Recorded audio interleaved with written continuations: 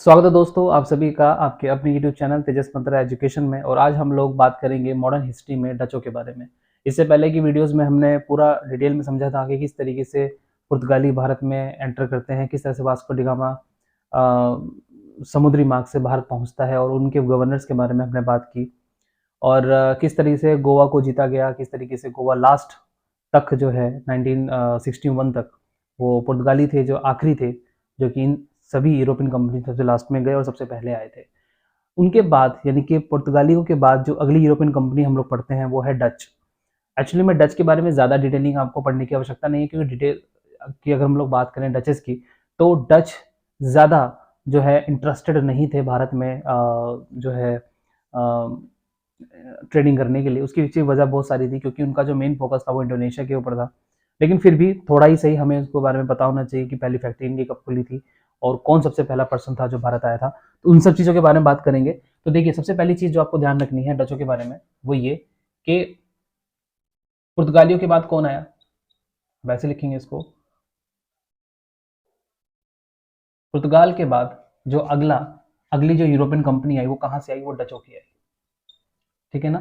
Dutch कौन थे ये भी हमें पता होना चाहिए। ध्यान रखें, जो डच थे ये नीदरलैंड के मूल निवासी थे। इसके नीदरलैंड के मूल निवासी थे। ठीक है, नीदरलैंड के मूल निवासी थे। राइट। दूसरी चीज, सबसे पहला व्यक्ति जो यहां पर आया था, जो पहला डच व्यक्ति था वो कौन था? पहला व्यक्ति तो आप बताएंगे, पहला व्यक्ति जो आया था उसका नाम था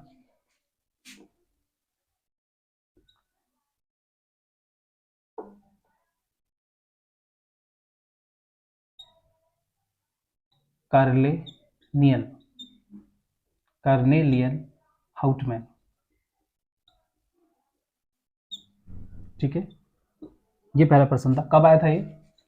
1595 और 96 के बीच में। ठीक है, ये इसका टाइम पीरियड था।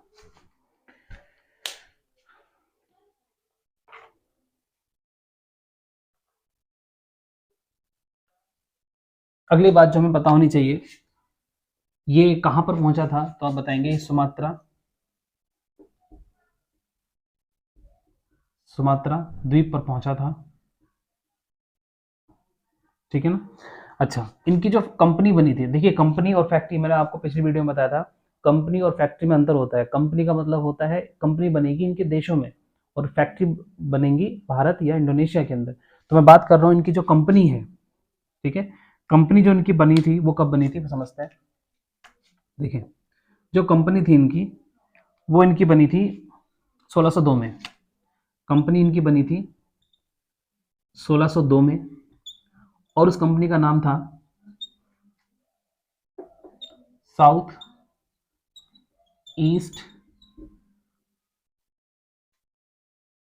East India Company. South east India company of Netherland, ये पूरा नाम था इसका। ठीक है, ये इनकी पूरा नाम था। इसमें कितने लोगों का मतलब ये ग्रुप था, तो आप बताएंगे 17 लोगों का ग्रुप था। 17 लोगों का एक समूह था ये। ठीक है, 17 लोगों का ये समूह था। इस चीज को आप ध्यान रखें। अच्छा, 1602 में इनकी कंपनी बनी है। ठीक है, south east India company of Netherland. अब इनकी जो पहली फैक्ट्री थी उसके बारे में बात करते हैं। इनकी जो पहली फैक्ट्री भारत में बनी थी, पहली फैक्ट्री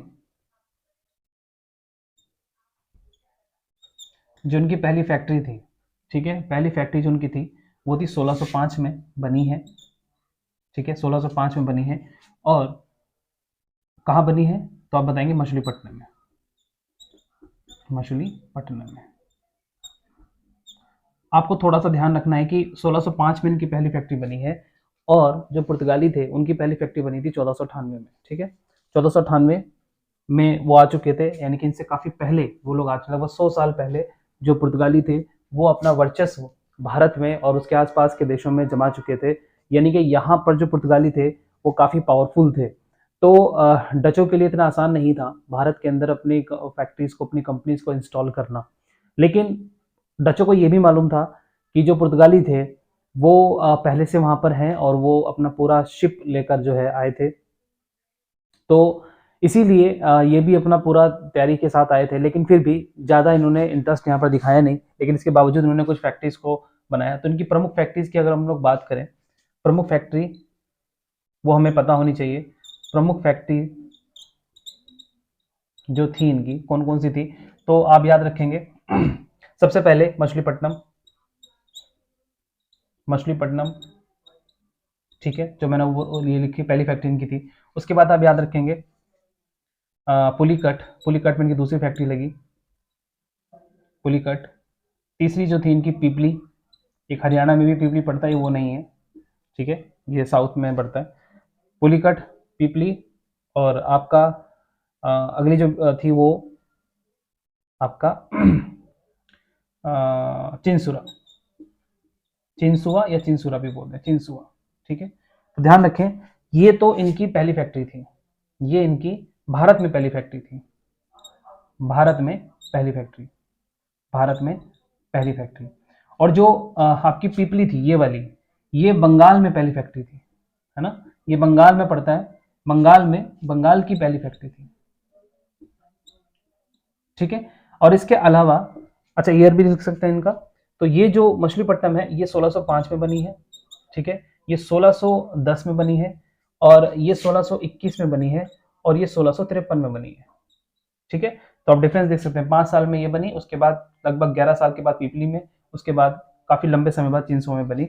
और ज्यादातर फोकस जो इन्होंने किया वो बंगाल वाले रीजन पर ही किया। बंगाल में इसके अलावा इन्होंने कासिम बाजार, कासिम बाजार में भी इनकी जो है वो फैक्ट्री थी। इसके अलावा बालासोर, बालासोर, ठीक है, और इसके अलावा पटना में भी इनकी एक फैक्ट्री थी।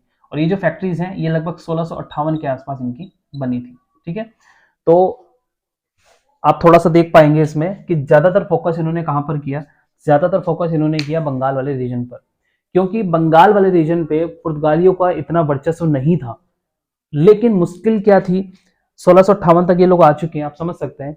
और जो अंग्रेज थे वो भी यहाँ पर इनके साथ ही, इनके पीछे पीछे वो भी आ चुके थे, क्योंकि मैंने आपको बताया था कि 1608 में पहली फैक्ट्री ब्रिटिशर्स भी लगा चुके थे अपनी, है ना, कैप्टन हॉकिंस जब भारत आते हैं।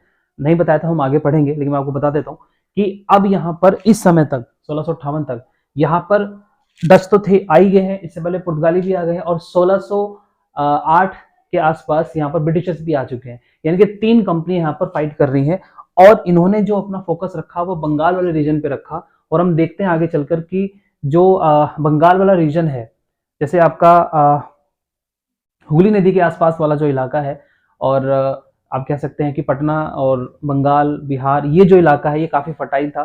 तो ब्रिटिशर्स ने भी आगे जाके इसको ज्यादा फोकस किया, बंगाल वाले रीजन को, है ना। ऐसा नहीं कि सिर्फ बंगाल को किया, आपको पता है कि अंग्रेजों की 3 इंपॉर्टेंट प्रेसिडेंसी थी, बॉम्बे, मद्रास और बंगाल। तो तीनों प्रेसिडेंसी पे इन्होंने बहुत अच्छे से काम किया, लेकिन ज्यादातर फोकस जो था ब्रिटिशर्स का वो भी बंगाल पर ही था। जो हम देखते हैं आगे चल के 1857 की क्रांति भी वहीं से होती है। तो मेरा कुछ ये बताने का मतलब ये है कि बंगाल में जैसे डच अपनी फैक्ट्रीज लगा रहे थे, इनका जो सामना होगा वो ब्रिटिशर्स से होगा। यहाँ पर पुर्तगालियों से तो जो होना था हो गया, लेकिन अब इनका जो सामना होगा वो अंग्रेजों से होगा। इसी के चलते एक बैटल होता है, एक युद्ध होता है जिसका नाम है वेदरा का युद्ध। ये आपसे बहुत पूछा था, वेदरा का युद्ध, ठीक है। वेदरा का युद्ध जो है वो 1759 में होता है, आपको ध्यान रखना है 1759 में होता है। किन लोगों के बीच में होता है, ये अंग्रेजों और डचों के बीच में होता है, ठीक है। इसमें भाई इसमें अंग्रेज जीत जाते हैं और डच इसमें हार जाते हैं। और इसके बदले में क्या होता है कि डच अपनी सारी फैक्ट्रीज अंग्रेजों को देकर वो वापस इंडोनेशिया में चले जाते हैं। यानी कि भारत में जो फैक्ट्रीज थी वो तो मिल गई ब्रिटिशर्स को, और अंग्रेजों की जो फैक्ट्रीज इंडोनेशिया में थी, इंडोनेशिया की जो फैक्ट्रियां थी, है ना, इंडोनेशिया की, वो किसको मिल गई, डचों को मिल गई। तो ये इसका समाधान निकला, कार्टेज के आधार पर ये इनका रिजल्ट निकला, ठीक है। ये छोटी सी कहानी थी। और 1759 के बाद डच भारत से चले गए थे पूरी तरह से। अब इस समय भारत में कौन है? इस समय पुर्तगाली हैं और सिर्फ अंग्रेज हैं, है ना, क्योंकि 1664 में जो 1664 में यहाँ पर फ्रांसीसी भी अभी आएंगे इसके बाद, लेकिन मेन जो पावर है इस समय वो किसकी है? ब्रिटिशर्स की है और पुर्तगालियों की है। ठीक है, चलिए अब इसके बाद कुछ बातें और आप ध्यान रखें, जैसे क्वेश्चन बनता है एग्जाम में, उसकी बात करते हैं। मैं ही ले देता हूँ।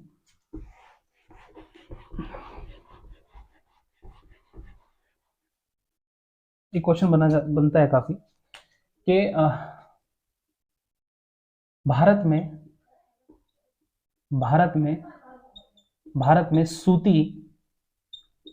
भारत में सूती वस्त्रों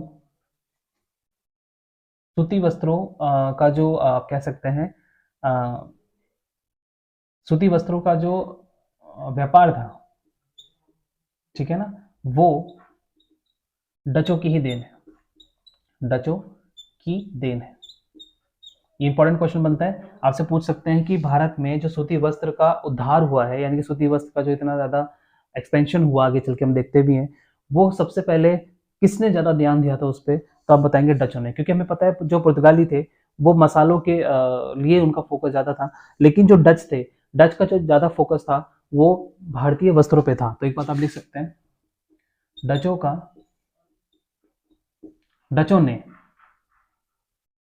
ने भारतीय वस्त्रों को ज्यादा प्राथमिकता दी।